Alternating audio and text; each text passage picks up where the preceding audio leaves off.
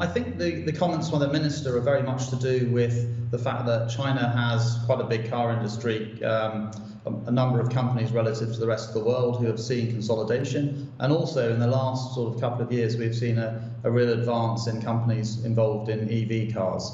And I'm sure ultimately they want there to be some real winners in there, so they would like consolidation. We don't see it though being a regulation issue. This is quite different from what's happening in other sectors.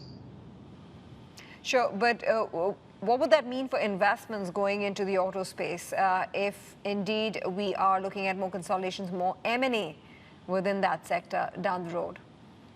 Well, it would be, I mean, depending on obviously on the details and, if the government company is involved and they're put together, you have to take each situation company by company. But what there is still this huge support from the government for EV. And that is very, very, important because it's one of the areas in China where the government is really trying to encourage the sector to grow. And on this broader regulation story, Sean, will this regulatory overhang, if we can call it that, from China eventually become a good thing for investors, and when?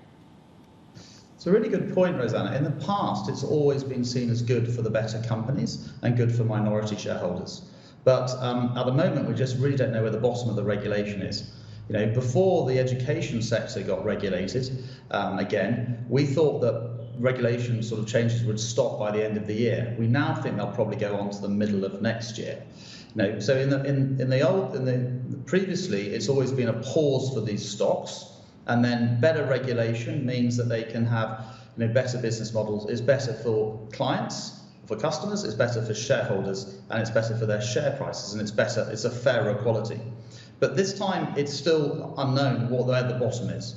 So, at the moment, we're still being very cautious on China, and very cautious on the internet sector.